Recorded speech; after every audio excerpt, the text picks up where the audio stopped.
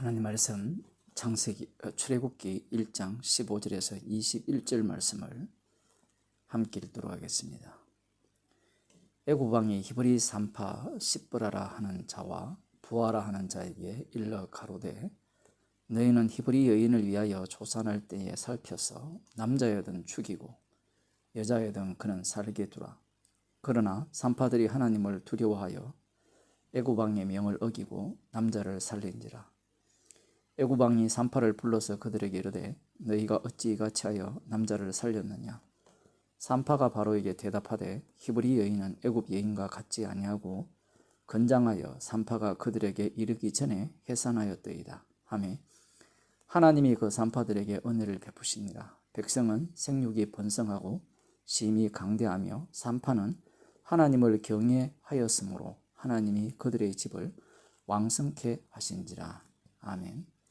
애굽 왕이 두 번째 지금 그 압박을 가하는 그러한 장면입니다. 첫 번째는 그 이스라엘 그 자손들에게 무거운 짐을 지게 하였고 그들을 학대했음에도 불구하고 그들의 자손의 수가 더욱더 번식하고 창성했습니다. 이러한 어떤 상황에서 두 번째 요한은 태어나는 그 아이들 중에 남자들을 다 죽이는 그러한 방식을 이제 택했는데 히브리 그 산파 십브라와 부하라는 두 이 산파에게 명령을 내리죠. 이 두 사람에게 명령을 내렸다는 것은 곧 이 사람들이 아마 조직이 잘 이렇게 구성되어 있는 모양입니다. 이 두 사람에게 이렇게 아들이 나아진다면 그를 죽이라 이렇게 명령을 내렸는데 이 산파들이 누구를 두려워하느냐 보게 되면 하나님을 두려워했다 이렇게 말하고 있습니다. 17절에 보면 하나님을 두려워하고 그 애굽 왕의 명을 어겨서 남자를 살렸다 이렇게 말씀하고 있어요. 산파들은 애굽 왕의 명령을 두려워하지 않는 모습을 보입니다. 진짜 두려워하는 분은 누구냐? 하나님이라는 거죠. 자, 이 부분을 조금 뒤에 가서 살펴보도록 하고요. 그래서 이 애굽 왕이 왜 남자 아들을 살렸느냐 이렇게 물으니까 산파가 히브리 여인은 애굽 여인과 같지 않아 건장하여서 산파가 도착하기 전에 애들을 이렇게 숨풍 놓았다라는 거죠. 애굽 여인은 이 자녀를 낳을 때 아마 산통이 좀 길었던 모양입니다. 이 말이 되는지 안 되는지는 모르지만 바로왕이 바보가 아니죠. 그래서 이제 궁극적으로는 이제 세 번째 단계 그 아들을 낳으면 물론 가리지 말고 모두가 다 강에 던져버려라 이렇게 지금 명을 내리게 되는데 자 20절에 보게 되면 하나님이 그 산파들에게 은혜를 베푸시니라. 은혜를 베풀었다라고 하죠. 자, 왜 은혜를 베푸셨는가? 산파들이 여호와 하나님을 두려워했기 때문이다. 하나님을 두려웠기 때문에 은혜를 베푸셨다. 이렇게 우리들이 생각을 할 수 있습니다. 그 뒷부분에 보면 그렇게 하시면서 이렇게 말씀합니다. 백성은 생육이 번성하고 심히 강대하며 이 하나님이 그 산파들에게 은혜를 베푸셨다라는 말은 이 산파들이 하는 역할을 충실히 감당하도록 하게 하셨다라는 의미가 강합니다. 그러하니까 지금 백성은 생육이 번성하고 심히 강대했다. 자손들의 숫자가 엄청나게 많이 이렇게 불어났다. 자녀들이 많이 이렇게 낳아졌다. 지금 이 말씀을 하고 있습니다. 자, 그런데 그 다음 부분이 이제 조금 문제가 되는 부분이죠. 산파는 하나님을 경외하였으므로 하나님이 그들의 집을 왕성케 하셨다 이렇게 표현하죠. 여기에서 왕성케 하셨다는 말은 부자가 되게 했다 이런 의미라기보다는 자녀들을 많이 이렇게 낳게 하셨다 이런 표현입니다. 자, 이렇게 된다면 앞부분에 그 이스라엘 자손을 더욱더 이렇게 백성이 생육이 번성하고 심히 강다여 라는 말과 별반 다르지 않습니다. 여호와를 경외했기 때문에 특별히 지금 이 산파의 집안이 자손들이 많아진 것이 아니고 이 이스라엘 자손의 모든 그 숫자가 더욱더 번식하고 창성한 내용이 지금 그 출애굽기 1장 이 내용에 담겨 있다라는 사실이에요. 그래서 우리는 성급히 이 산파들이 여호와를 두려워하고 하나님을 두려워하고 애굽 왕의 말에 불순종했기 때문에 하나님께서 특별히 이들에게 축복을 내려주셔서 그 자손의 축복을 많이 주셨다, 이렇게 이야기하고 싶은 마음이 굴뚝 같죠. 그런 마음을 갖고 싶은 이유가 뭐냐라고 할 때는 선악과를 먹었기 때문에 그래요. 지금 이들은 야곱의 자손들이죠. 이스라엘의 자손들. 이들은 언약의 자손들입니다. 그러면 이들이 어떻게 순종하느냐 순종하지 않느냐와 상관없이 여호와 하나님의 언약은 언약대로 이루어진다라는 겁니다. 그러니 이들이 여호와 하나님을 경외했기 때문에 자손이 더 많아졌다, 그런 것은 아니에요.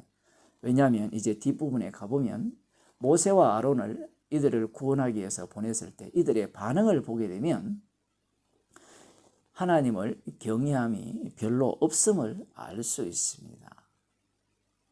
지금 이스라엘 백성들은 굉장한 핍박을 받고 있죠. 이스라엘 자손들은 그 핍박 속에도, 그리고 이 생육에 대한 억제책을 펴나감에도 불구하고 계속해서 자손이 이렇게 번식하고 장성할 수 있던 이유는 여호와 하나님의 언약입니다. 아브라함과 이삭과 야곱이 가신 그 언약으로 인하여서 이들의 자녀가 장성한 겁니다. 그러면 이 산파가 여호와 하나님을 두려워했다라는 것은 어떤 의미를 담고 있느냐라고 하면, 이 두려움은 어디에서 나오느냐, 이 얘기입니다. 선악과를 따먹은 자들은 항상 선택을 하게 되거든요. 그 선택을 할 때 어떠한 선택을 하느냐라고 할 때는 자기에게 유리한 쪽으로 선택을 합니다. 나에게 이익이 되는 쪽으로.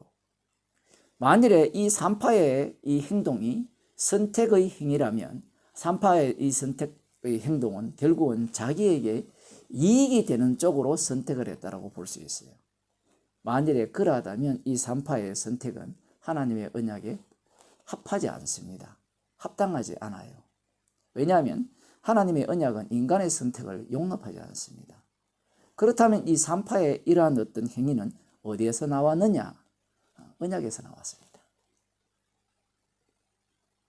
우리들이야 이 산파의 이 행위를 칭찬하고 싶어하고, 그래서 여호와를 두려워하고 애굽 왕의 말을 듣지 않은 이 일에 대해서 본받고 싶어하는 마음이 굴뚝 같죠. 그렇게 신앙생활을 하고 싶잖아요.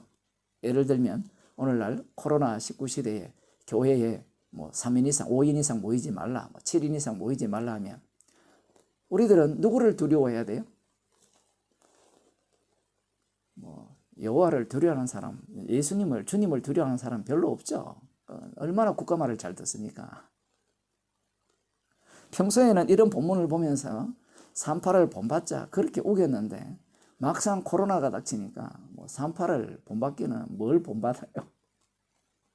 오히려 이단이라고 손가락질 받는 그들이 산파를 본받아서 살고 있잖아요. 왜 그러하냐라고 할 때는 그들의 출발점 자체가 자기가 살고자 했기 때문에 그래요. 언약에서 나온 순종이 아니었기 때문에, 언약에서 나온 두려움이 아니었기 때문에 그들은 나름대로 살고자 하기 위해서, 하나님의 축복을 받고자 하기 위해서 이런 본문을 보면서 우리가 여호와 하나님을 두려워해야 됩니다. 주님을 두려워해야 됩니다. 이 세상의 왕을 두려워하지 맙시다. 백날 이야기해도 소용이 없습니다. 왜냐하면 그러한 선택 자체가 자신의 선택에서 나왔기 때문에 그래요. 갈라디아서 1장 10절을 한번 보겠습니다. 여기에 보면 갈라디아서 1장 10절에 이런 말씀이 나옵니다. 이제 내가 사람들에게 좋게 하랴, 하나님께 좋게 하랴, 사람들에게 기쁨을 구하랴. 내가 지금까지 사람의 기쁨을 구하는 것이었다면 그리스도의 종이 아니니라. 이미 답이 나와 있어요. 그리스도의 종입니다. 누가? 사도 바울이. 사도 바울이 어떻게 그리스도의 종이 되었습니까? 주님께서 친히 사도 바울을 찾아오셨죠. 그러하다면 이 사도 바울은 누구를 기쁘게 하는 사람이 되느냐라고 할 때는 당연히 하나님을 기쁘게 하는 사람입니다. 하나님을 기쁘게 한다라고 했을 때는 이 사도 바울이 전하는 그 내용이 복음인데 그 복음의 내용은 십자가 피입니다. 그 십자가 피만을 증거하기 때문에 이 십자가의 피 복음은 사람을 좋게 하는 것이 아니라는 거예요. 참으로 독특하죠. 그러면 사도 바울이 어떻게 이 십자가 피만을 증거할 수 있었느냐? 방금 설명을 드렸습니다. 바울의 선택이 아니에요. 속에 있는 것이 밖으로 쏟아져 나오는 겁니다. 놀라운 것은 이 사도 바울이 약속을 받았죠. 성령을 받았기 때문에 성령을 받은 자가 내어놓는 것은 십자가 복음입니다. 십자가 피 복음은 사람을 좋게 하지 않아요. 사람을 기쁘게 하지 않습니다. 만일에 사람을 기쁘게 한다면 그것은 다른 복음이에요. 만일에 어떤 사람이 이 십자가 복음을 갖고, 여러분, 이 십자가 복음이야말로 진짜 진리입니다. 이것을 선택하고 이것을 믿는다면 여러분이 영생의 길로 천국으로 인도함을 받을 겁니다. 라고 이야기한다면 이건 다른 복음이에요. 왜냐하면 인간의 선택을 요구했기 때문에 그래요. 달리 말하면 육으로부터 출발한 신앙을 요구하고 육으로부터 출발한 선택을 요구해서 너의 선택에 의해서 네가 좋아하는, 네가 바라는 천국에 들어갈 수 있다는 것을 제시하기 때문에 그렇습니다.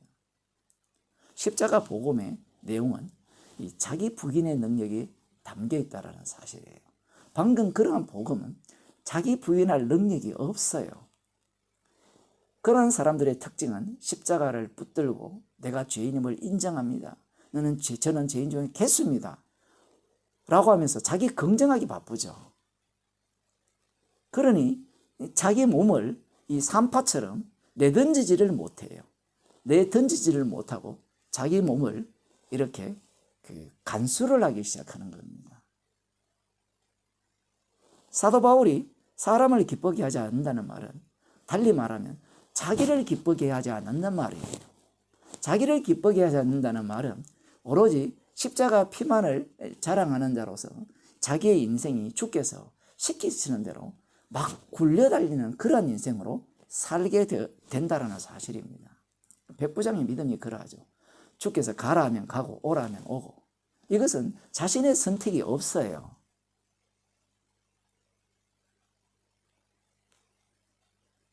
인간의 선택은 자기를 기뻐하고 사람을 기쁘게 하는 선택이고 또 타인을 기쁘게 하는 선택이지만 이 그리스도의 종의 선택은 자기의 선택이 아니라 주님의 선택이기 때문에 어떤 선택을 하더라도 사람을 기쁘게 하는 일은 없습니다.